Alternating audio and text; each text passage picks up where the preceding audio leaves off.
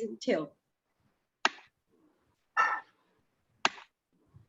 I hope I'm audible. Yes, sir. Yes, ma'am. Yeah. A very good morning to one and all present here.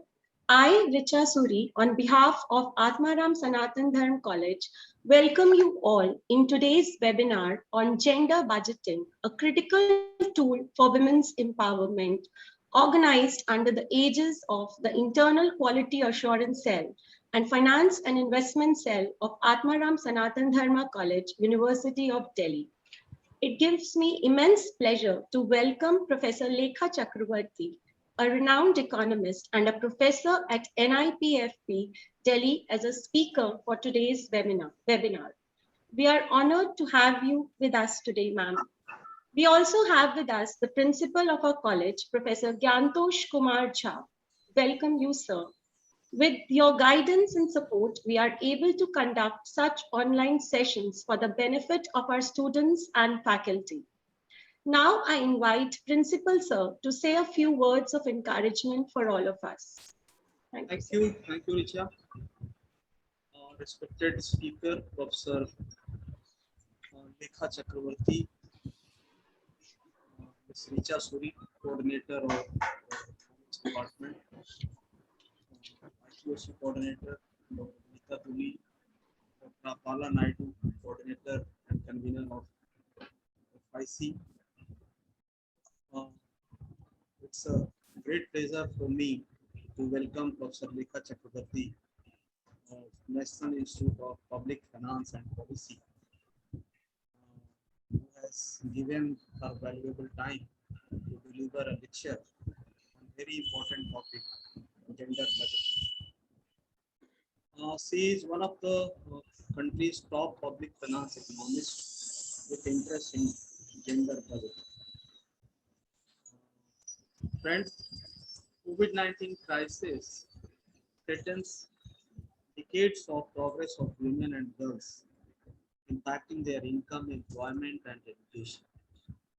And it has increased pressure of unpaid care and fueling the shadow pandemic of gender-based violence. So, in this situation, I think this topic, the discussion of the topic and the lecture of the topic is very important. And students, young students, and we all should understand the gravity of the situation and of the country and all over the world. So I look forward to Professor Lekha to enlighten us on the same. Thank you so much for giving us your time. Thank you. And once again, I welcome you. Thank you. Over to Richa. Thank you, sir. It is my honor and immense pleasure to introduce our guest speaker for today's webinar, Professor Lekha Chakraborty. Professor Chakraborty is currently working as a professor at National Institute of Public Finance and Policy. She is also affiliated as a research associate with the Levy Economics Institute of Bard College, New York. Ma'am is an elected board member of Governing Council of International Institute of Public Finance, Munich. Professor Chakraborty's areas of interest are macroeconomics of public finance, fiscal federalism, extractive sector economics, financing human development, and gender budgeting. She is the author of the book Fiscal Consolidation, Budget Deficit, and Macroeconomy, and co-author of several other books. Ma'am has to her credit several papers in national and international journals.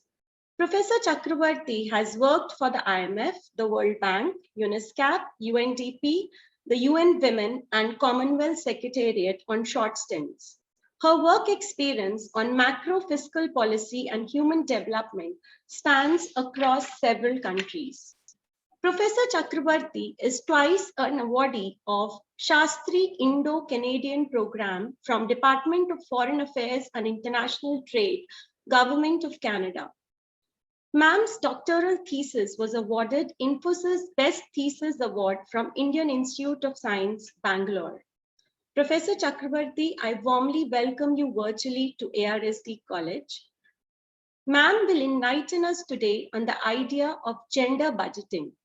Professor Chakraborty is the pioneer economist in institutionalizing gender budgeting in India with Chief Economic Advisor, Ministry of Finance, Government of India in the year 2004. We all are aware the effects of this COVID pandemic is not gender neutral. So in today's time, it is all the more important to understand how this exercise of gender budgeting can be used as a critical tool to achieve gender equality and enhancing women's economic empowerment. With these words, I invite ma'am for today's session. I request all participants to remain on mute. After the session, house will be open for question and answer session. Participants are requested to post their questions in the chat box and we'll try to address them after the session. Thank you. Thank you so much. Over to you, ma'am. Thank you. Thank you, Professor Jha and Professor Richa Suri for this warm welcome. It's my pleasure and it's my privilege to be talking to the students on gender budgeting, a topic which is core to my heart. And a special thanks to Dr. Aprasin. She was so efficient and so sweet in her dealings with me, in talking to me about fixing today's program, and a special thanks to her leadership qualities and her communication with me. And I hope it will be very useful. My talk will be very useful for Dr. Prasinha and other students who are here today. So to begin with, against the backdrop of COVID pandemic, the public financial management tool of gender budgeting is becoming, very crucial, because fiscal stimulus packages, even if it is addressing the concerns of gender inequalities, these fiscal stimulus packages are only short term. So once the government starts the normalization procedure and once these fiscal stimulus packages are rolled out, then what will happen to the gender inequality issues, which are long-term in nature? That's why we need to look into the long-term public financial management tools like gender budgeting to ensure gender equality in the long term. If you look at the economic stimulus packages, there are two components to it. One is, the component which is firefighting in nature. Second, the component that is structural reforms. Of course, this is a crisis. This is a dual crisis, health and macroeconomic crisis. And in this crisis period, we have to identify opportunities and also talk about what could be the structural reforms that should happen in our country. So from that perspective, if we focus on our economic growth, you must be knowing that our GDP numbers, the recent numbers are on board just 2-3 days back. And if you look at the numbers, there is in the high frequency data, there is a recovery over there, but we have to see that it started from a low base last year. It's YOY estimates. And also when the moment we talk about the humanitarian crisis, the humanitarian concerns, we cannot just depend on GDP numbers and think that the GDP recovery will, per se, or will itself translate into gender-aware human development. That is not going to happen. That's why we need to have specific public financial management tools like gender budgeting to tackle the gender inequality concerns. And we got freedom in 1947. We floated our public policy on the regime that equal opportunities will create magic in our country. But equal opportunity paradigm has not translated into better gender inequality. Why? Because equal opportunity, for instance, schools, colleges, roads, all these are public goods, merit goods, they are there. But why a group of people are not accessing it? When economy develops, why a group of people are kept vulnerable? And we are not talking about them. We are not talking about removing the unfreedoms of the vulnerable section of the people. So public policy, the role of public policy is not only providing, public service provisioning on the equal opportunity paradigm. The role of public policy is also to tackle, the unfreedoms of people. then only everybody can come forward and access the public service provisioning, whether it is education, whether it is health. Otherwise, equal opportunity has not translated into equality in outcomes. So we were so sincere in equality in processes because it was equal opportunity paradigm. But why equality in processes has not translated into the equality in outcomes? That's why we need to focus on what sustainable development paradigm rightly focuses on: leave nobody behind. LNOB. So that should be the motto of a public policy. And gender budgeting is a public financial management tool. The rationale for that is from this perspective, that we need to float it from leave nobody behind perspective. And of course, it has got efficiency and equity paradigms. It's a dual rationale. It has got equity and it has got efficiency implications. Now, why we require gender budgeting? Because if the mainstream public spending is creating everything in our society, for instance, if we have mainstream expenditure like infrastructure, if that is accessed by men and women, girls and boys equally, then what's the point of designing specifically targeted programs, or what's the meaning of designing the public financial management tools like gender budgeting? You must be remembering a study by Okay, madam. IFPRI. Sorry for Yeah. the interrupt. I think your video is. Yeah, I just sent you a message that Okay. some technical issues might can I just send you a message, direct message? Yeah. So I will be on audio. Okay. I will try to be on my camera. I will correct it and try to connect Yes. when we do the question answer session. Yes. Thank you. Yeah, thanks a lot. Thank Yeah. So thanks. What I was explaining to you is the importance of public financial management tool like gender budgeting to tackle the gender inequality concerns. So here, the paradigm is sustainable development goals, and the paradigm is leave nobody behind.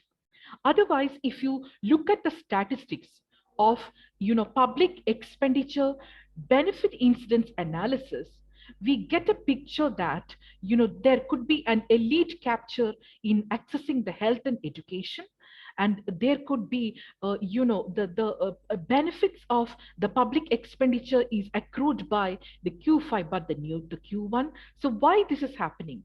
So to correct that, what is the inference we derived from the public expenditure benefit incidence analysis? To correct that, we have to focus on specifically targeted tools. Okay, I was talking to you about an IFPRI study. IFPRI study shows that mainstream public spending, like public infrastructure or R&D, research and development, has got more impact on poor than focusing on specifically targeted programs designed for poor. So if that is the case, what is the point of having flagship programs in our country specifically targeted on poverty? What is the point of having gender budgeting as a specific PFM tool? So to answer this question, we need to understand the strategic and practical needs of the poor and vulnerable people.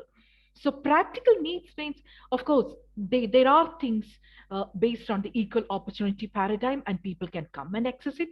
But strategic needs means, of no fault of theirs, some people are kept vulnerable when economy progress, so for no fault. So if we don't see them, and if we just focus on the top 1% or the top class people, when we progress, that's not the meaning of what we call as economic development. If, for instance, if you look at the GDP numbers right now, meticulously, the narrative was, it's not a capital formation led or an investment led growth anymore. It is consumption led. And of course, in the time of pandemic, when wages are coming down, when the jobs are decreasing like anything, then where is this, the recovery coming from? Is it corporate profits led? Is it a profit led growth? If that is the case, can we celebrate the numbers even if there is a growth recovery? These are the questions we have to ask. That's why it's so important to go beyond the paradigm of economic growth and focus on human development. Their public policies are quite crucial, and we cannot think that economic growth will translate itself into gender aware human development. Then second constraint. The first constraint is the paradigm which we believe in, that is economic growth, but we have to take it towards growth plus paradigm. Second constraint. Look at the macro fiscal framework. Look at the monetary macro framework.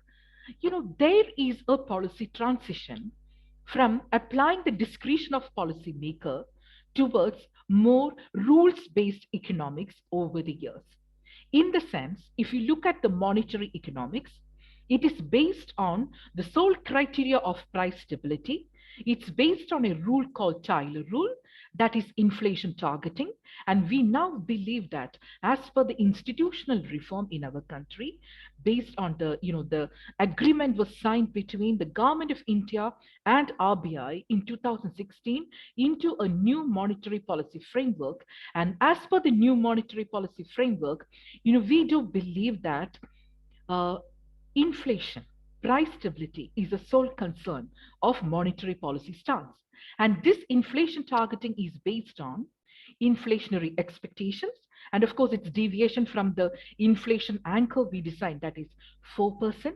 And we can always have a band of plus or minus 2. So 6% inflation is a comfort zone. But now inflation is little above the comfort zone, and also based on output gap. So inflation targeting is based on the deviation of inflation anchor from inflation expectations and your output gap. And look at the output gap. It's not a native economy. Ours is, the economy in which we generate output gap. That is the difference between, your actual output and the potential output. That is actual GDP, we have the numbers, and the potential GDP. And potential GDP is generated through the econometric methodology by using filters, Kalman filters or HP filters. We do it as a desperation, not as a sophistication, because to arrive at the potential output, I think the methodology is now evolving. It's not, perfect. There is no, silver bullet to arrive at a potential output. So I have written about it in my Financial Express column. You can take a look into that aspects with my, colleague Amandeep Kaur. What we have mentioned is, in the time of pandemic, macroeconomic uncertainty is very hard to measure. But of course, economists take output gap as a proxy for measuring macroeconomic uncertainty. But this output gap is quite controversial in the sense, two things. One is, of course, as I mentioned, the methodological issues in capturing the potential output. It is based on the potential GDP. Using these filters, we take out the cyclicality elements from the series and call the trend as potential. But is a trend a potential or envelope? It's an envelope concept. A potential means it's an envelope. We have to think about it. Then second is business cycles. If you believe that in the emerging country context, business cycle operates like we have clear ups and downs. There is business cycle operating in the economy. And once we correct the cyclicality, then our GDP will go back to the pre-pandemic levels or pre-pandemic convergence of the GDP or pre-recessionary GDP. If we think like that, then just working out the cyclical elements, then we may not get it correct. That's why I mentioned earlier that economic stimulus packages has got two components. One is, of course, the firefighting. It is a little bit tackling with the cyclicality elements. And the second is to deal with the structural factors, and structural reforms are important. Otherwise, once we correct our cyclicality, we should get our growth correct, right? But that's not happening. And if you look at the global financial crisis, after 2007 also, the economic recovery, that's not a quick rebound to the economic recovery. We don't have any evidence to show that the crisis is followed by a quick recovery, a quick V-shaped or a U-shaped recovery. That doesn't happen. It happens only if you accept the fact that this is not a temporary drop in the GDP, but it could be a permanent scar. So once we accept that, then only we will be able to understand the structural elements, and we should go ahead from the cyclicality elements. For that, fiscal and monetary policies are very crucial. And within the fiscal and monetary policies, as I mentioned, if you look into, growth recovery can happen, but this macro fiscal framework or monetary macro framework isn't flexible to deal with the humanitarian concerns that we have to check. Because in the inflation targeting, you cannot see any human elements in it. For instance, in US, employment is, instead of GDP, it is employment. Output gap means it's employment, potential and actual. So that is related to the people mattered budget or people mattered monetary initiative. But in our case, monetary macro, we have not yet spoken, the central bank governor has not yet spoken about the human development or the gender aware human development concerns. But if you look at the recent RBI state of economy or the RBI bulletin, there is a chapter on greening the monetary policy. So climate change, they started talking about the climate change. So the monetary policy reaction function is getting little leverage to accept that climate change is a part of it. But maybe in the future, we may even think that finance minister, when he talks about the access to credit versus the cost of credit or the financial inclusion, at least, there will be a concern about the gender lens, but not even a single a central bank for that matter talk about the gender lens in the policy. But on the same, but on the other hand, in fiscal policy, now it looks quite normal that Ministry of Finance starts talking about the gender lens. But in 2000, that was a pioneering work. Professor Richa was mentioning about the NIPFP work. In 2000, that was the first time gender budgeting, that mandate was given to our country to implement it. Then, it was a fiscal innovation. And like any innovation, it passes through 4 stages. The first is, of course, we have to identify the country-specific model and the knowledge building. And that happened, the TOR, the terms of reference, was given to NIPFP, National Institute of Public Finance and Policy. So it was, the mandate was given to NIPFP to come up with the model. And then later on, the second stage of any innovation process is, how can we translate a research into a policy research and a policy space in our country? For that, what is important is to create institutional mechanisms and to create proper analytical matrices in which, the data, the fiscal data can be collected through a gender lens. So that was the second step. That was a time of our fiscal rules as well.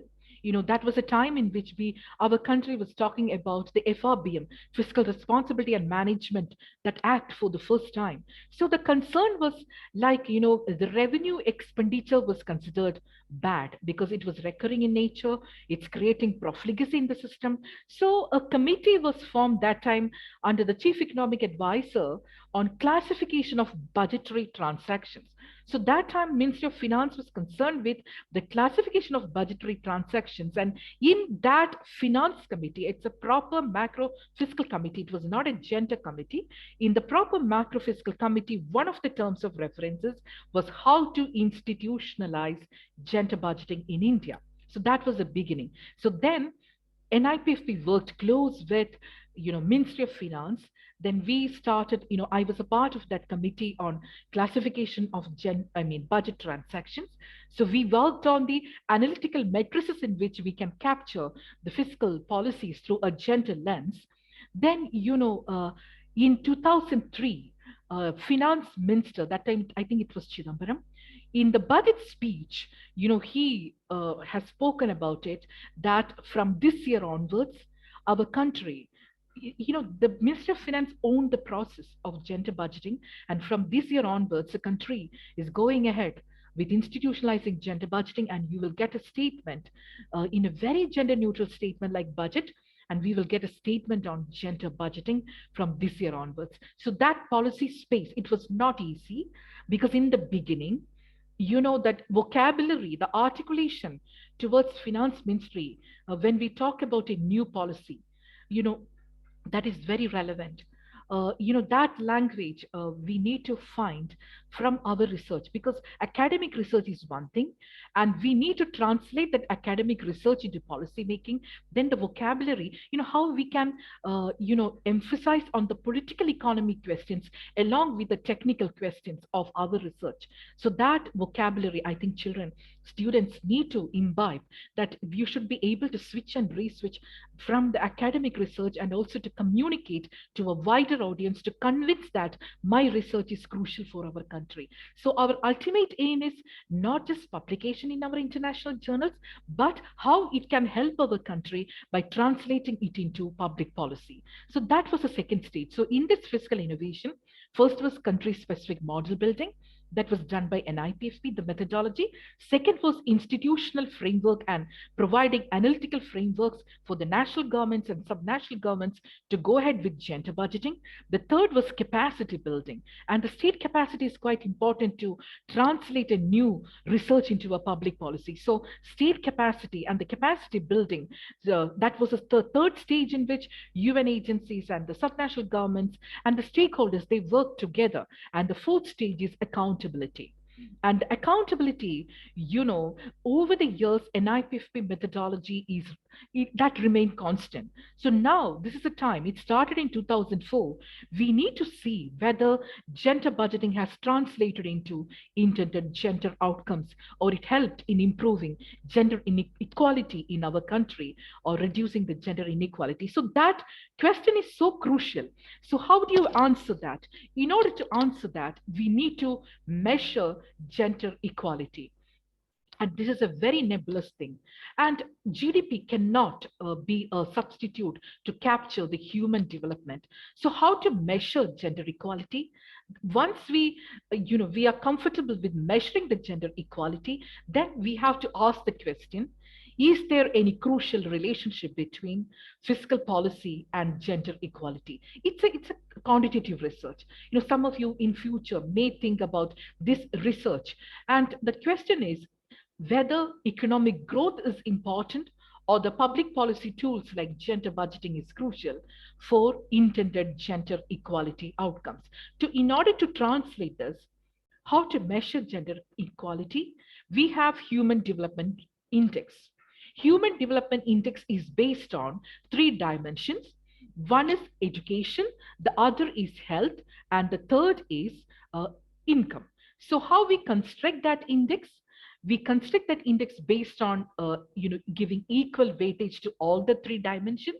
And education is proxied by the mean years of schooling. That is based on the Barrow and Lee, that NBER paper. You take a look at it, the NBER paper by Barrow and Lee on the mean years of schooling. Because till 2010, what we have done is we captured education through enrollment rate and the literacy. But dropouts and many layers of education is not getting captured through education enrollment ratio and literacy rate. That's why from 2010 onwards, we use the NBER, that methodology by Barrow and Lee, and we use the completion rate. It's a kind of a completion rate, the mean years of schooling.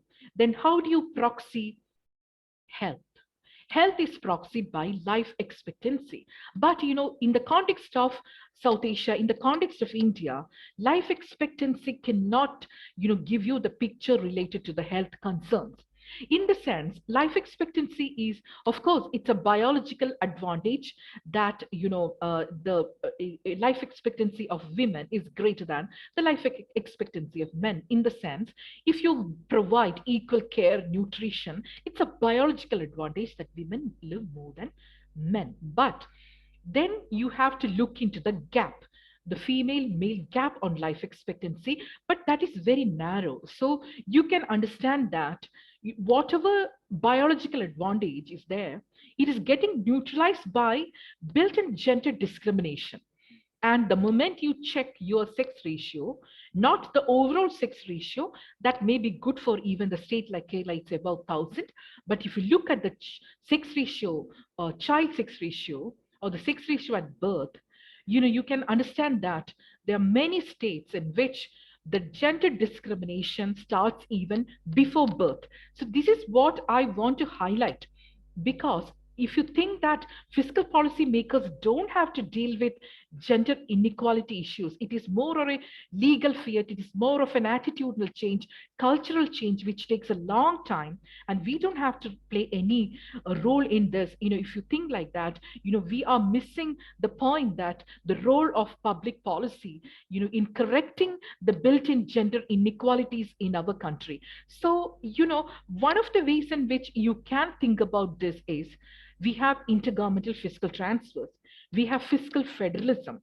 And what holds our country together, I do believe that it is institutions and, of course, our fiscal federalism that holds our nation together. If you look at the European Union context, they came together based on the economic integration principle. But if you read the recent work, the Brookings paper by Alcina Alberto, the Harvard economist, and his others, there is a concern that there are cultural fissures, there are identity issues.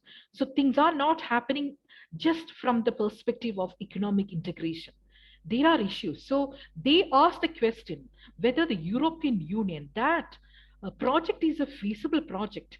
That was a question they asked, because the monetary policy is exogenous. It's like an European center bank. And then, you have fiscal policy with individual member nations. Then on the top of that, there was a Maastricht Treaty in which you cannot have a GDP, fiscal deficit GDP ratio over 3%. So when your exchange rate, when your monetary policy is exogenous, and when you have a threshold ratio which controls your fiscal policy, what is the flexibility of the leverage you have to implement employer of last resort policies or the human development related policies in your country? So these are concerns. So in our country, what holds our nation together over the years, we have not realized, but subtly, this fiscal federalism, it was cooperative federalism throughout, through intergovernmental transfer mechanisms. We didn't have a competitive federalism. It was always cooperative federalism. And based on a scientific tax transfer formula, we devolved the funds to subnational governments. And if you look at that formula, in the case of Pakistan, that formula was based on population and area. In our country, it is based on population, area. Recently, the climate change was a mandate. It was through TOR that they have to address the climate change concerns. I have a paper on that in the recent EPW, the special edition on, Finance Commission, 15th Finance Commission, August 14th publication. Okay, now you have tax effort that is also given a weightage. So in this process, my question is, can you incorporate one of the criteria in that intergovernmental transfer to address gender-aware human development concerns? Of course, I may not be arguing for integrating HDI into the Finance Commission formula, because using a single indicator versus composite indicator, that's crucial, because for keeping the formula simple, transparent, and practical, you may go for a single indicator. Then according to you, what is that pressing concern you feel that in your country to address the gender inequality concerns? Is it the adverse sex ratio? If that is the case, do you want to incorporate the sex ratio as a part of the Finance Commission formula? Indirectly, while addressing the population concerns, because in the recent Finance Commission, they used the 2011, the recent population figure. The moment you switch from 1971 population to recent population figure, you can understand that the states in which the population was controlled over time, and when there was a demographic transition, those states, they might suffer. So we have to adjust for that, not to penalize the states in which the population was controlled over time. So they used a demographic transition variable, and that is TFR, total fertility rate. But that is, of course, that is an outcome of the overall empowering process happened in the particular state in which it is reduced. But, when the moment we talk about TFR, we policymakers cannot come up with a very strict rule that in order to have a better TFR in country, I'm going for a, control over your body, and I will think that there should not be not more than one child or two child in the family. No, that policy is not what I'm talking about. The moment I talk about TFR because it's an end product of the overall empowerment and educative process of a state. So that's why they use the TFR. It's not the control of the bodily integrity. And the TFR indirectly captures gender concerns. In that sense, for the first time ever, it's our Finance Commission has talked about gender concern. But of course, from an indirect perspective, the moment they control the population or the demographic transition elements, but they have not used other gender related indicators.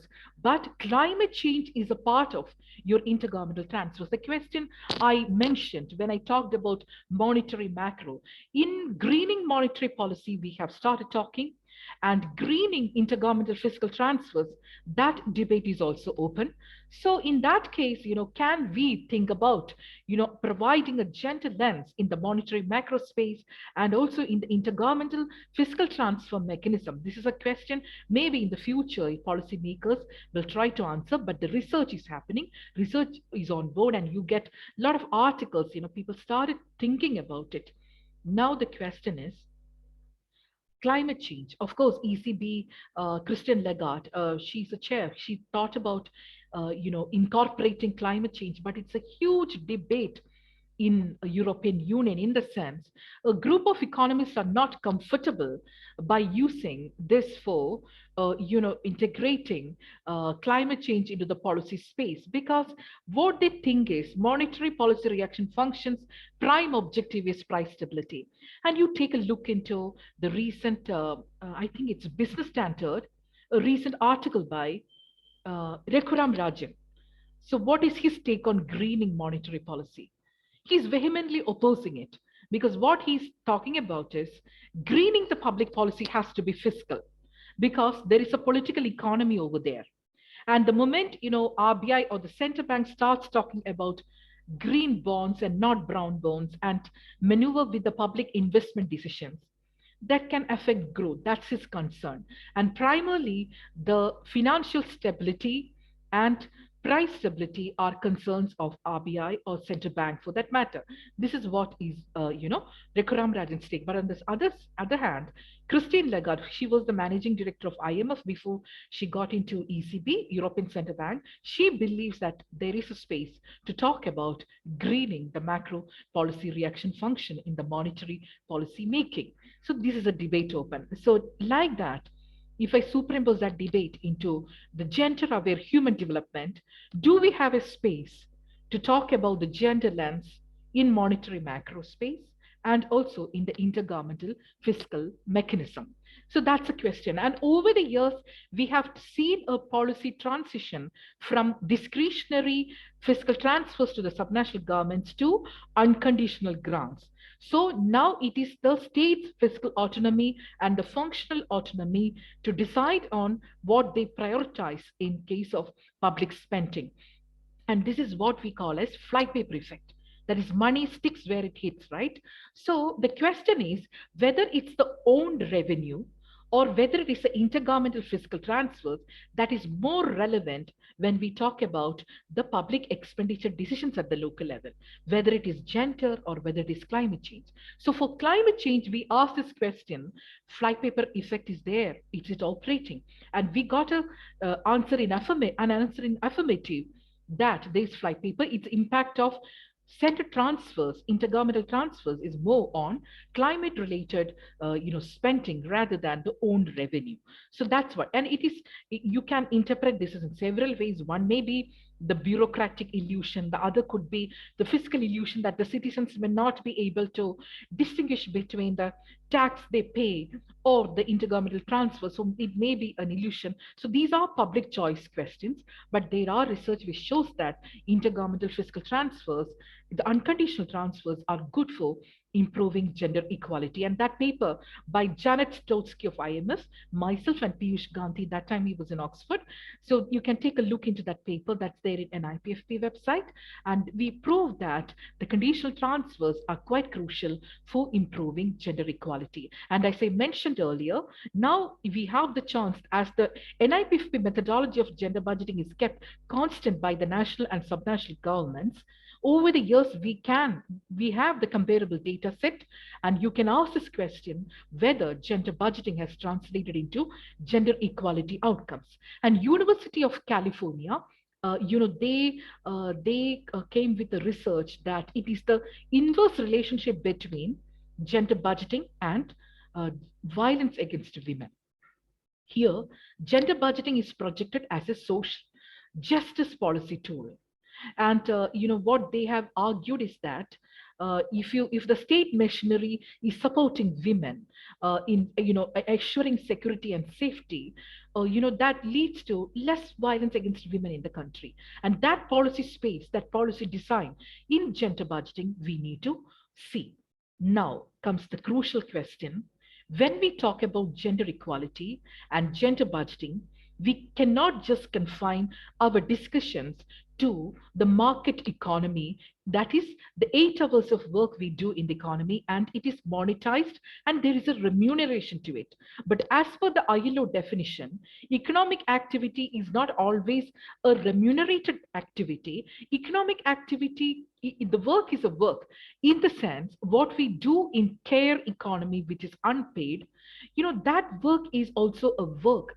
Work cannot be ignored as work the moment we think that no, it is not monetized.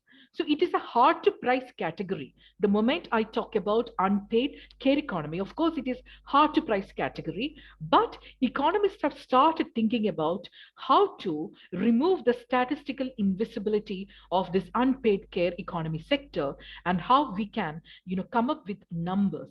So in that sense, if you look at the recent national statistical organizations, it's a kind of a new technique of adopting primary survey that is called time use survey. That is, you go to the field and ask the people to give the chronology of your time. 24 hours time, you keep a time diary. The researchers go to the field and keep a time diary. And in that time diary, you just ask a question that from morning, the moment you get up and the moment you go to sleep, what is happening in between. So that chronology of the time, researchers code into, economic, what you call categories, into systems of national account economic activity. Then in 1993 systems of national accounts, there was a debate that, as I mentioned, work is work. There is an economic activity element even in the unpaid care sector. So we need to, acknowledge that, like, fuel collection, water, fetching water. You are taking care of your family, children, taking care of elderly. Men and women are struggling in the care economy. And there is no public service support or provisioning in our country to support them, in a very significant manner. So the moment you decide that there is a care economic pressure, who decides that, in spite of the passion and in spite of the desire that I also want to work, who decides that I will quit? I will take care of my family. So that is a loss of insights and talents to our macro economy. So that loss of insights and talents, how we can prevent, how the state can support that, quitting, or, people, very efficient people leaving, contributing to the economic growth of our country. So as Christine Lagarde mentioned once, if the fastest and the smartest way to increase your GDP is to improve the women's labor force participation in our country, then we need to invest on care economy infrastructure.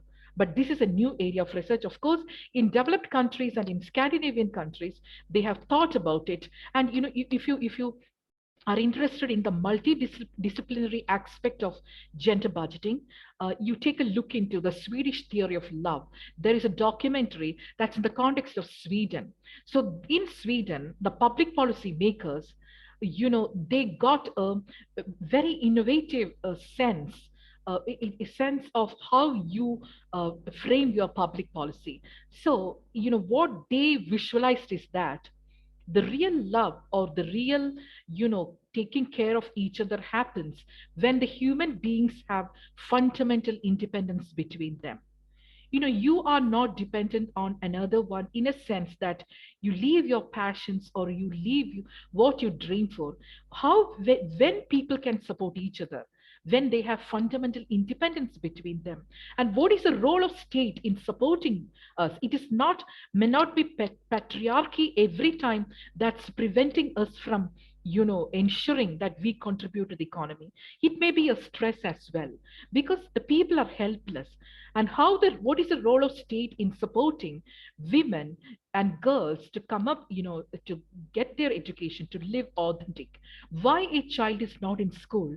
If you only look at the education budgets and increase the education budgets, you may not get that girl child into school, because you need to look into the care economy elements, why the girl is not into school. And if you increase your water budgets, if you tackle the deficiency of public infrastructure on water in your state or in your region, then the girl may be in school, because ensuring clean fuel and ensuring clean water is primarily a responsibility of a girl child in the family, and taking care of younger ones. So there are many demand side constraints when you talk about gender budgeting, and you need to tackle it. If you focus just on the supply side constraints, okay, you may provide mobility for a girl to go to school. You may provide single sex schools. You may provide teachers, female teachers for the girls. All these are concerns, but if you don't work on the demand side constraints, why the girl is not in the school, then the gender budgeting is partial. You need to see, that is why spatial gender budgeting is very crucial. It is not a homogeneous concept. You need to look into the spatial elements of gender budgeting to address this. Now, the macro question, how you can work with the systems of national accounts and tackle the statistical invisibility of care economy. One way is you impute wage to time you survey, you have the chronology of time, or you impute price to the time. So price means may not be intensity of effort, may not get captured, because pricing means 1 quintal fuel load. If two women collect, the moment you price it, it is 1 quintal fuel loads, that price, that value you give to the intensity of effort of two women. But one woman might have walked 1 hour, the other woman might have walked just half an hour. So if you use the wages, and wages, the data is not ready, but it's a global substitute method, that you take the minimum wage from the wage hierarchy in the market economy and impute that to the work done in the care economy and come with the value. Of course, it may be an underestimate, but it shows that, estimates. You may take a look at the time use survey. We have two macro time use surveys in our country. And some students can get into the unit record data produced by the time use survey, and ask very important questions into the labor force participation and unpaid care economy activities. So the moment you impute wages to the time, the chronology of the time, that care economy work, that may be half of your GSTP, gross state domestic product. So that's the way the estimates, the empirical evidence are there in our country. So that's a huge statistical invisibility, and we need to come up with policies to tackle these issues, and it is very crucial. And that's why I told that gender disaggregated benefit incidence analysis, that methodology is very crucial. That methodology is based on two components. One is unit cost and other is unit utilized. Unit cost is suppose your education budget divided by the denominator is the entire demography, what do you call, if the that particular age group of the students who have to access the school, that is a denominator. And what is unit utilized? You need to look into the national surveys in which how the girls and boys have accessed the education across income quintiles, across socioeconomic groups, because here the intersectionality important. It's important. Intersectionality in the sense, in the context of South Africa, gender budgeting was asked as an interface between gender and race. In our context, we cannot talk about gender budgeting without talking about the different class and the caste and the what do you call the income quintiles. It is not a homogeneous concept, and that's why benefit incidence analysis, gender disaggregated, is an important methodology to get into understand the impact of gender budgeting. So these are very crucial.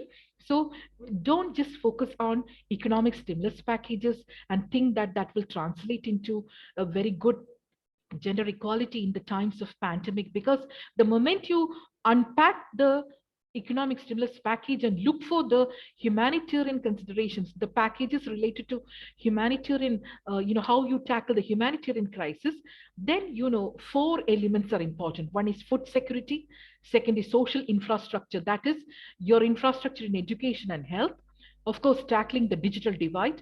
Then the third element is government as an employer of last resort by providing employment to people to guarantee employment.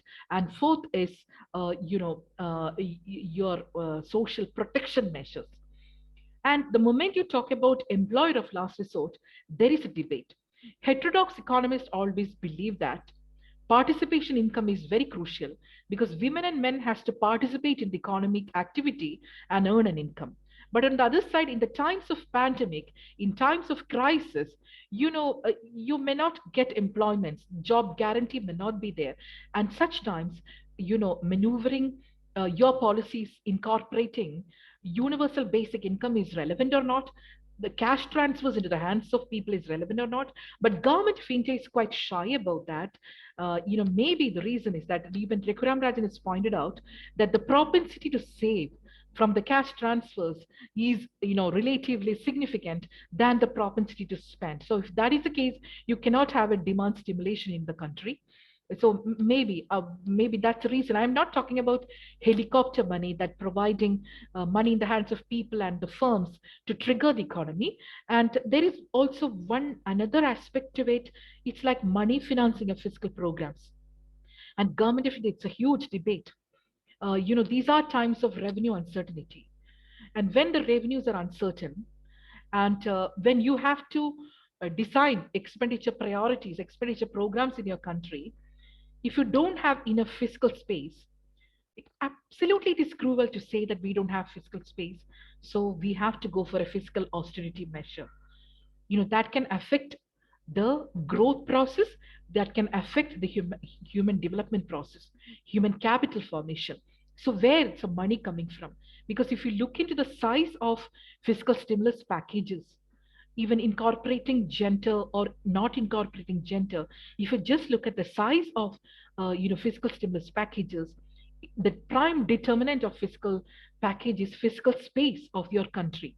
So what we believed is that privatization proceeds and asset monetization may provide us proper income. Otherwise, what is going to happen if you take a path towards fiscal consolidation, in the sense, if there is no tax buoyancy, you ensure your fiscal consolidation by keeping the fiscal discipline, by not flaring up your fiscal deficit through expenditure compression. And the moment a country talks about expenditure compression, human development suffers. So what is a way out? Way out is you have to be very careful about your debt deficit dynamics of your country. And second, this money financing of fiscal program, that is primarily going for a seigniorage financing of deficits. It's a finite seigniorage financing. It's not open-ended. By printing money, it's not exactly print money and financing. It is through the process of ad hoc treasury bills. That is what we have done earlier till late 80s or early 90s. What we have done is a monetization of deficit, in which there was a first mover advantage to the fiscal policy makers. And when there is a problem of financing the deficit, we always ask the central government to support us. Print money is not exactly printing money. It is through ad hoc treasury bills. And of course, there is a fiscal seigniorage process as well, even when you adopt bond financing. So there was a shift from monetization to bond financing of deficits. So any mode of financing of deficits has got macroeconomic consequences. So we controlled monetization of deficit because we feared inflationary pressures. So now the predominant way of financing deficit is bond financing of deficit. And of course, it has got its own impact on, what you call the rate of interest shooting up or the financial crowding out, those aspects, we need to tackle all those things. But the question is, can we go for a finite monetization of deficit? But, economists, my director, Professor Pinaki Chakraborty, director of NIPFP, he has spoken to the Press Trust of India, and in almost all the dailies, they have, published his view that if the R is greater than G, if your real rate of interest is greater than the real growth of economy, then of course you have to think about financing your deficit, maybe eventually monetizing the deficit. But if your R is not greater than G, don't use monetization of deficit. Use it as a last resort, but not right now. That was the caution he has done. But the tools like gender budgeting is very crucial. From the perspective of fiscal consolidation, if fiscal consolidation is happening through expenditure compression rather than the buoyancy in taxes, then human development related programs suffer. Then if your paradigm is economic growth, then, if you don't have public policy, public financial management tools like gender budgeting, then you cannot ensure that growth per se translate into human development. So that's why I highlighted that gender budgeting is a very important public financial management tool to ensure fiscal marksmanship. Fiscal marksmanship is what you aspire for, what you design as a policy of your country, and what is the actual spending on it. There's a huge deviation. And we have a study here in NIPFP on fiscal marksmanship. So to ensure fiscal marksmanship also, gender budgeting is very crucial. So what APRA asked me is that I can speak around 1 hour, then we can open the floor. So if it is comfortable, I would love to listen to the questions and clarifications from the students. And over to you, Dr. Richa ma'am, over to you. Thanks a lot once again for having me. The floor is open. Yeah. Yeah, there is some technical glitches from Richa ma'am. I'm take care of this session, ma'am. Yeah. Yeah, ma'am. Really, it's a very wonderful and enriching session, ma'am. We are got knowledge about this what gender budgeting, right? And it's in COVID-19 crisis, threatened decades of the progress of women and girls impacting their income and employment and education. So it has increased the pressure and unpaid care and feeling the shadow pandemic of the gender-based violence. No? Really, it's need to can address the special budget on this gender budgeting. Really, we have enjoyed your valuable session and valuable words. And I sincere thanks to Lekha Chakraborty ma'am. So I think now we are going to question and answers session. My colleague Dr. Balakishan Negi will take care of the question and answer session. Over to you, Balakishan. Mute yourself. Yeah. Unmute yourself, sir. Yeah. Yeah. Am I audible? Yeah. Okay. Thank you very much, Professor Lekha Chakraborty. It was really interesting, engaging, informative, and mostly intellectual talk related to gender budgeting. We have really enlightened from your, that lecture. So what is the aspect of gender budgeting that you have clearly mentioned that I can nutshell sum up that the government policy does matter for the well-being of society, particularly that to bridge the gap between the gender inequalities. So thank you very much. And if you allow me, I will read out the question on behalf of you. Yeah, definitely. If there is any. Definitely, go ahead. Yeah, okay, thank you. So one question is from Dr. Satyanarayan. That is really great, madam. My question is, why is our GDP women contribution as a household service not included in national accounting? Wonderful. Let me take up all the questions and answer together, because then we can do a time management better. So Okay, you go okay. ahead. Satyanarayanji's That's fine. question. Yeah, I Right. noted down. Yeah. Second is that Ria Sethia, gender budgeting reflects only women-specific scheme, simply ignoring other deprived gender, that is transgender. Ma'am, don't you think it is a regressive approach, as gender equality comprises of equality between all three genders? Yeah. And third, Tammy, that is, ma'am, we have seen Kerala's gender budgeting is one of the great in India, but ma'am, there also we see wage disparity problem there. How do we tackle that? And one more is there, I think. What is the relevance of gender budgeting in developed nations? That is by Priya. Okay, so by the time we have 3-4 questions, if you want to answer that Yeah, question, and then I we will think take. most students can speak to me. Let me listen to their voice, or can they unmute and talk, or we will get the questions in chat box? Is a technical problem that they can talk to us? That is what we used to follow, because if you once you unmute everyone, then maybe there some Very chance. problematic. Oh, okay. This Whatever. is what is the drawback. That's why all the participants. Online. Okay, okay. Yeah, One at a time, that's not possible, huh? yeah. Okay, Yeah. ma'am. Dear participant, if you want to ask any question, please raise your hand. Yeah, they can You do ask it to ma'am. if they want. Okay, okay. We can do one at a time. Sure. Yes. Yeah.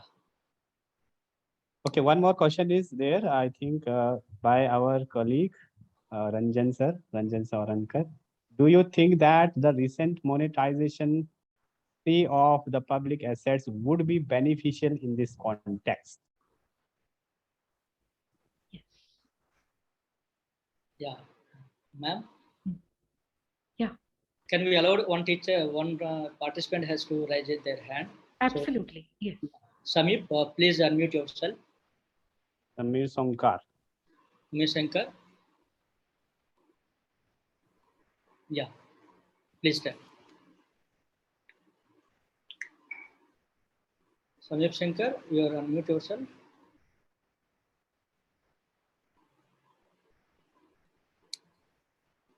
Yeah, I think you can. Hello, Samir Shankar. He's not.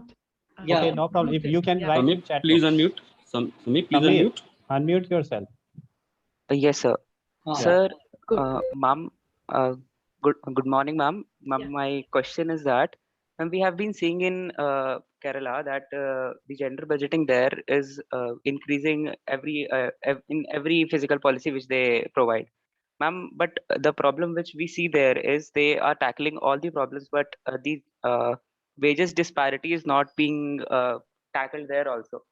Ma'am, don't you think if we give out these policies also, then also this is not being taken care of? So how do we tackle that in the whole country itself? Yeah.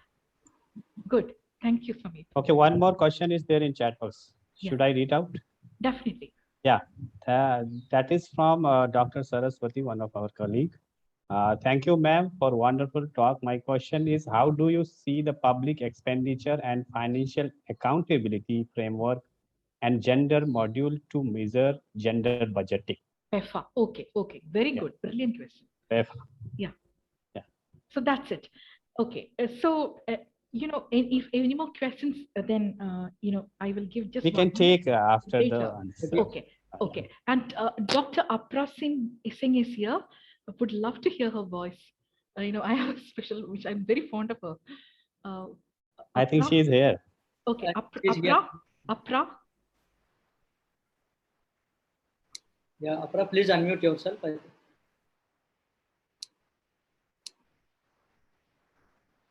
Yeah. She's finding some problem. Yeah, good morning, ma'am. Good morning. Good morning. How are you? I'm fine. Tell me. Yeah. Yeah, so very much glad to kind of hear you on this topic. And I was kind of waiting to call you to speak on the gender budgeting. And I'm sure that students must enjoyed your talk on gender budgeting, and looking forward to kind of you to answer all the questions we have on the board. Okay. Okay. Thank you, Apra. I will do it interactive. Yeah, I'll do Yeah. that. Yeah. First question by Satyanarayanan. Satyanarayan, yeah. That question is on how to incorporate women's contribution in the household service in GDP. In my lecture, I just touched upon his concern in the sense I have talked about the care economy, and that is statistically invisible. And the moment you look into the systems of national accounts on the basis on which you compute your GDP, it is partial. It is not incorporating, the work that's happening in the unpaid care economic sector. And the concerns are real in the sense, methodological concerns, how we can incorporate it. So far, it is not integrated into GDP, but it is kept as satellite accounts.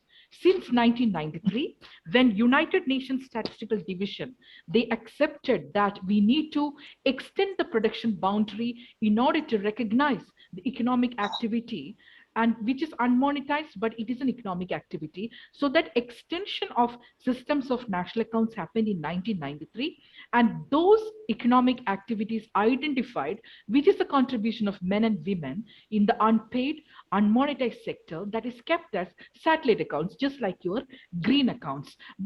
And I mentioned that you can go for three methodologies in which you can capture this. One is global substitute method, by adopting the minimum wage into the wage hierarchy, and that is imputed into the time. Then second, of course, you can go for a opportunity cost method. But I don't recommend opportunity cost method, because the moment we talk about the opportunity cost method of, Dr. Apra and Dr. Satyanarayana, this may be different. So the moment you ask a student to come up with opportunity cost of methodology and come up with a number to capture the gross household product, the students may come with a range of estimates. But a student who uses the global substitute method by imputing wage to the time, come up with one particular estimate. So that's a problem with opportunity cost problem. You get a range of estimates. And the moment you ask me which methodology is good, among the pricing methodology, opportunity cost, and the global substitute method, what I suggest is go for a specialized substitute method. Like you impute the specialized wages into the work done into the care economy and come up with the value. But we don't have to incorporate that into the GDP to show that our GDP has gone up by this percentage. That is not the thing. But as Dr. Satyanarayana rightly pointed out, it is to show that the statistical invisibility of the contribution of men and women. And if the policy makers are not aware of this contribution or this time stress, and if they focus just on the market economy or 8 hours of economy, then the economic welfare or the economic well-being of your country may be partial. So that's the concern. So you need to think about the care economy, the accounting process, and also once the numbers are transparent, then you can go for the the public policy making. So that's the relevance of Dr. Satyanarayana's question. Now, thank you so much for that question. Now, coming to the question whether, ma'am, are you talking about specifically targeted programs alone? That was a question, by Ria. Ria, no. I am aware of your concern. I'm not just talking about women-specific schemes, because the moment we talk only about the women-specific schemes, we are just talking about less than 1% of the entire budget. So that's not the thing. And when I talk about gender, of course, you're concerned. I understand that it's about men, women, and transgender. So we have to tackle this. But as you rightly pointed out, when we look into the empirical evidence on gender budgeting, we may see that it is happening maybe in Kerala recently and in Orissa. Orissa have incorporated the transgender concerns in the gender budgeting public policy. So we need to understand that empirical evidence that is just getting, what you call momentum, but this concern on transgender, but statistics is also, it's a very nascent area of research. Now the statistics are also, incorporating the concerns related to the transgender. So when the data is ready, so what is public policy making? From the conceptual framework, from the analytical framework, you read your numbers, you read your data, and arrive at your empirical estimations, and then from the inferences you suggest the policy. So that journey is gender budgeting. So we have the data building process getting complete on the transgender issues. So now with that empirical evidence, proper policy making has to be done. Right now, this concern on transgender has not yet, completely integrated into the public policy making. Of course, we have taken the debate away from the women-specific schemes, but not we looked into the transgender issues, the way it should receive attention. Now comes the question, Samir has spoken to me as well on Kerala. Gender budgeting, of course, he told that it is one of the best experiences in the country. That is true, because the experiment was done from a fiscal decentralization perspective, from the perspective of principle of subsidiarity, that the decisions to be taken at a level of government closest to the people. So based on that, our decentralization process should not just get confined to the state level. We should remember that the third tier is also very powerful, and we have to get into the rural and local, urban local governments as well to get gender budgeting translated into gender outcomes. So that process is complete. And that is one of the secrets of success, because it was a big bang decentralization process that has happened in 1995. Then they had the women component plan. When the things were devolving down to the local bodies, 40% of the state's income, state's plan outlay. With that, a gender lens was put, and that experiment was quite crucial. And they also reversed the sequence of fiscal decentralization, in the sense, usually what is fiscal decentralization? We devolve the functions first. The functions are given to the lower tiers of government, and then we devolve finance. But in most of the states, financial devolution is not complete to the third tier. That resulted in unfunded mandates. They have the mandate, but there is no financial flexibility. But in Kerala, the experiment of fiscal decentralization, they reversed the sequence by devolving finance first. 40% of the plan outlay was given to the state level, and then they devolved the functions. So that experiment was successful. Initially, of course, it created disequilibrium and elite capture and corruption and all. These are parts of the theoretical literature on fiscal decentralization. We need to see whether the elite capture and corruption happening or not. But at the same time, you mentioned that though it translated into better education outcomes, health outcomes, why certain indicators in Kerala are still, not showing up, that our human development concerns, the human development achievements in Kerala is not translating into better gender status. This concern is real. And as you rightly pointed out, gender wage disparity is very important. And the second point, I would love to add to that point of wage disparity. Another one is crime against women, and also the suicide rates. If you look at the gender statistics, there are a lot of concerns. There are a lot of stress-related indicators that is not fine in the context of Kerala. Why this high education and health achievements? Health achievements in the sense you have the IMR, infant mortality rate, the probability of a child dying before his or her first birthday, and that is quite high in our country, but in Kerala it's as low as 4. So why, when your indicators are good, that is not getting translated into better gender status? So this question was asked. Then opinion is divided. One is the way the statistics is collected. One is like, self-censorship threshold of a woman or a man. When you ask a question whether you experience violence, in some states in which the self-censorship, that threshold is high, then they may simply say that binary answer, no, I don't experience. But in Kerala, whether it is reporting bias, whether we are reporting that it is more crime against women, or whether that is really happening, we have to see that. But I'm not denying the fact that there are issues in the society. And this gender wage disparity, that is a concern. Only one thing I would love to highlight is the downward, that harmonization of men's wages is not a solution. To reduce the gap, you have to increase the wages of women.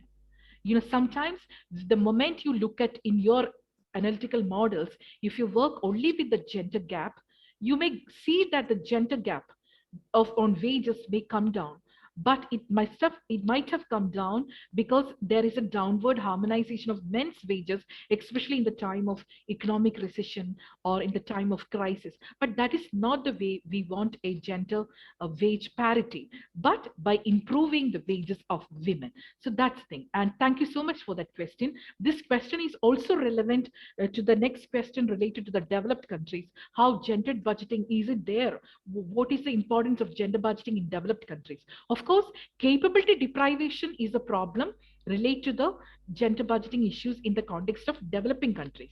What Amartya Sen have spoken about, the capability deprivation. But in developed countries, the point highlighted by Samir, gender disparity in wages, these are the concerns when we talk about gender budgeting. So gender budgeting is equally relevant in developed and developing countries. In OECD countries also, they have gender budgeting, but primarily they talk about the wage disparities. And Saraswati, your question on PEFA. Of course, I mentioned only fiscal marksmanship when I spoke about the accountability tool. And you have added, I missed that point on PEFA. And it is not only fiscal marksmanship. Fiscal marksmanship is what is the deviation between your budget and your actual spending. If there is a deviation, what is the reason for that fiscal forecasting error? Is it because of the bias of the policymaker, or is it because of some variations, or it's a random factor? And in the study done by NIPFP, we came to the conclusion that most of the macro fiscal parameters, it was random. But when you look at the tax projections, when you look into the intergovernmental fiscal transfers, especially grants, there is a volatility, and capital expenditure, the volatility is so high. So fiscal marksmanship is not perfect in those cases. And in case of gender budgeting also, there are sectoral analysis, and in some sectors, gender budgeting is not that perfect. And in this case, I think if somebody can work on the PEFA of gender budgeting, nothing like it, because PEFA scores A, B, C, D based on the value you get. If it's like the initial, if it is below 20%, then you are little okay. And if it is below 50, then you get a B score. So it's like you give scores based on how you translate what you budgeted or what you projected into actuals. So that public expenditure, financial accountability is very crucial, because higher spending on gender development does not per se ensure higher actualized or realized spending. It is just the budgetary announcement. So usually fiscal council is the institution in which this PEFA and the fiscal marksmanship, these concerns are cited. But in our country, we don't have a fiscal council. What we have is like the autonomous fiscal research institutes like NIPFP, where the studies related to PEFA and fiscal marksmanship is done. But in some other countries, it's a parliamentary process. It's an institution which has got political clout as well. That is the fiscal councils, and we are arguing for the constituting fiscal council, and we have to wait and see. And PEFA is a very important policy tool of accountability, because primarily gender budgeting ensures transparency through gender budget statements, and then accountability. So once transparency is there, then using PEFA tools, we need to ensure the accountability as well. Thanks, Saraswati. That's a very important question. And maybe I will work on this PEFA and gender budgeting. We have done a limited analysis for Karnataka in the context of nutrition and the context of, child budgeting. PEFA we have applied for gender budgeting. Maybe you can also take up that research. Maybe you must have done already, or your students have done already. Then you can share with me your works. Now, coming to Ranjan's question. Ranjan asked me about the monetization. We have to wait and see, Ranjan, because the asset monetization, privatization, if I look into the union budget, recent union budget, that constitutes around 6% of the entire revenue receipts.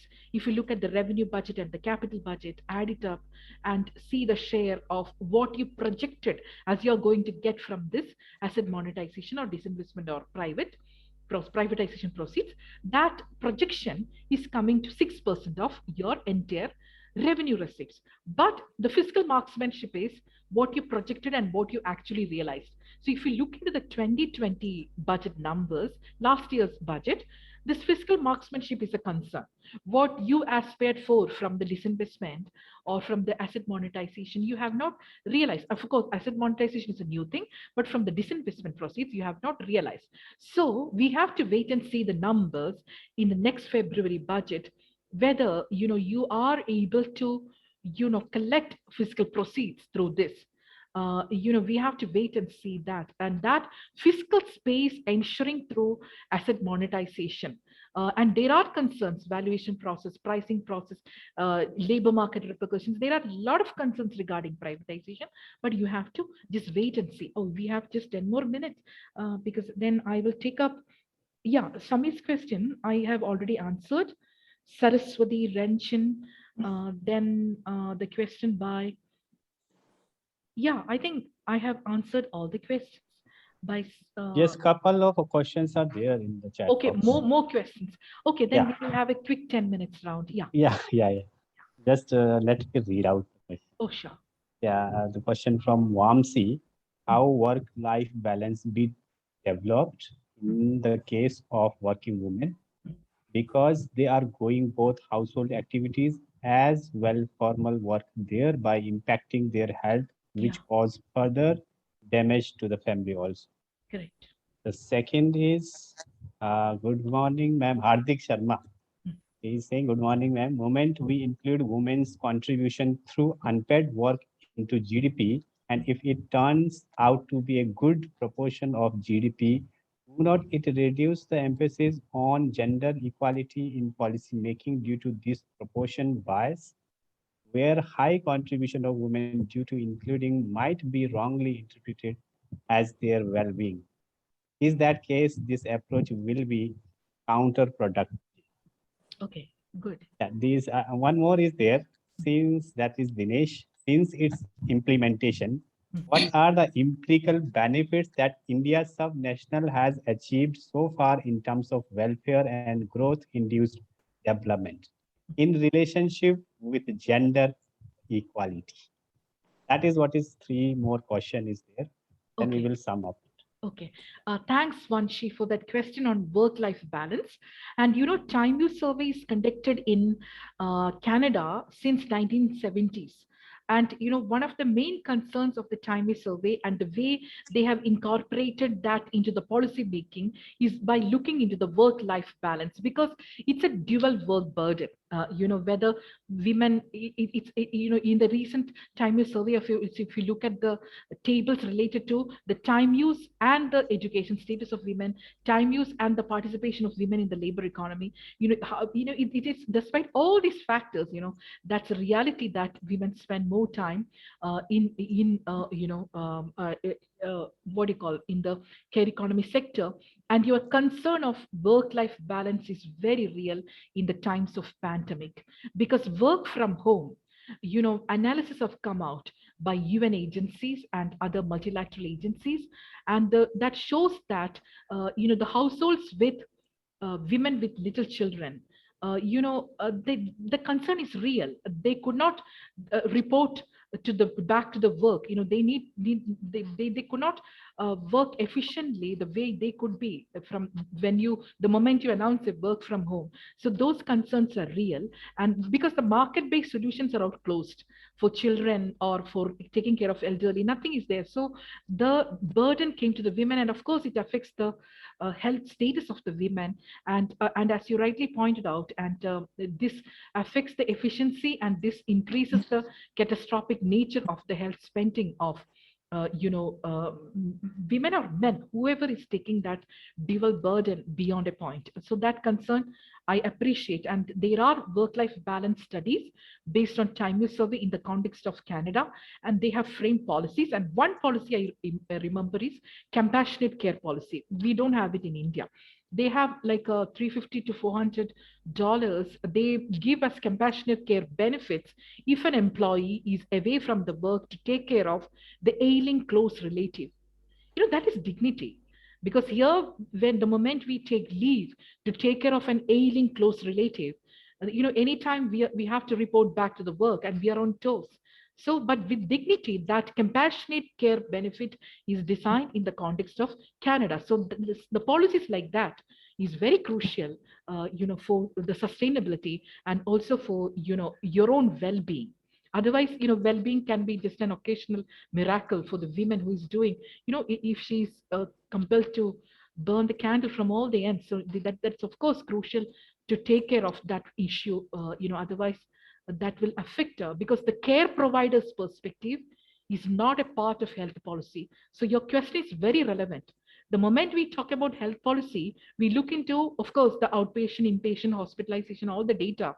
But the moment there is a fiscal austerity measure, if you reduce the health expenditure, then the moment you decrease the days of hospitalization, that care burden is in the household, and that household care provider's perspectives, her psychic cost or her pain, or those kind of policies are not the part of any macro health policy in any part of the world. Of course, Mexico has identified this as a part of gender budgeting. Otherwise, care providers perspectives, her work-life balance is not a part of gender budgeting except Mexico. Now comes the question of Hardik. I understand that concern is real.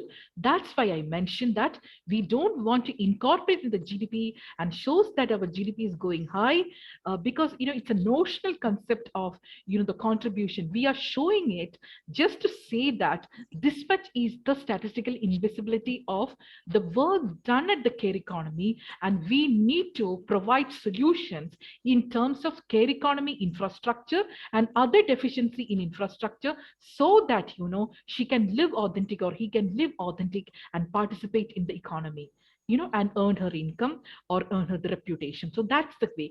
That is why I mentioned in my lecture also that we don't want to include it into the part of GDP and show that our GDP has gone up like this. No, that's not the purpose at all. And thanks, Saraswati, for that. Thank you so much, ma'am. Then one more question, the Deepankar's question. I missed it, I think. Can you just give me that last question I will take? I missed it. That is, since its implementation, what are the empirical benefits that India subnational has achieved so far in terms of welfare and growth-induced development in relationship with gender equality? Wonderful. Deepankar, two things we achieved. That is parity in education.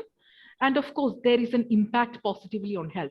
This is based on the empirical evidence. And also, University of California mentioned that the states in which gender budgeting is adopted as a tool of accountability, the violence against women came down. But what we have not achieved is, we have not found a relationship between gender budgeting and increasing the women's labor force participation in our country. That may be, the reason may be that care economic infrastructure is not given adequate emphasis.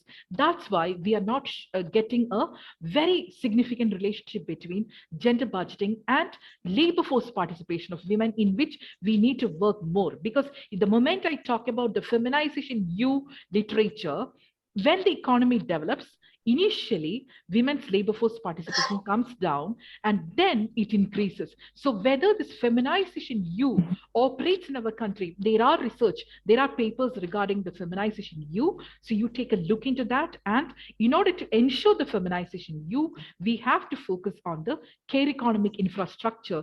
Then the fastest and smartest path to development could be women's labor force participation. Thank you. Thank you, ma'am. If you allow me, I have a last observation. Sure. If you see that since inception of gender budgeting in budget, since 2015 to 2020-21, although allocation related to gender budgeting, absolute term has been increased from 24,000 to 1.43 lakh. But if you see overall budgeting, the allocation of gender budgeting is something constant, near about 4 and 5%. So you are saying that the macroeconomic framework, that monetary policy as well as fiscal policy, must be recognize the gender inequality, and we must have a framework to address these gender inequality. If you see since 2005 to 2019, the pie, cake is increasing, the size is increasing, but the share related to gender inequality is constant. So what does it mean? So Yeah, how you take it? yeah, Dr. Negi, your Yeah. concern is real. As you mentioned, of course, we need to see the monetary macro or the macro fiscal framework. So the size of the government, that overall size of the government is of course an important determinant of gender budgeting as well. So the size of government matters, you're correct. And second, as you rightly pointed out, we have constraints. We have fiscal consolidation, we have policy, fiscal rules. These are constraints to get more, what you call allocation on gender. So that's a matter of concern. So that's why I told that expenditure compression rather than the tax buoyancy path towards fiscal consolidation that affects human development related programs, including gender budgeting. And third, your point, I do take that what is a priority? Unless we prioritize gender equality as a prime concern of our nation, then we are not going to get, in the case of some small Pacific islands like Timor-Leste and even in Australia, the status of women, that office is with Prime Minister's office. So can we even imagine that the status of women's office will be in PMO? Such kind of policy priority is required so that, those policy priorities will be translated into fiscal commitments. And that's what I dream for our country. Otherwise, things are, of course, as you pointed out, we are not getting the focus the way we need to. It's still, we are focusing on economic growth, but to get the human development concerns, the priority, as you rightly mentioned, the priority is the first thing we have to adopt. Yeah. That growth must be integrated with the development. Absolutely. The growth must be Especially in integrated case with of gender development. inequality. Absolutely. Thank you very much, ma'am, for your patience, and patiently Thank you you. have answered all the questions. All That the is the beauty of the talk. Thank you very much. Thank you. Thank you so much. Thank you.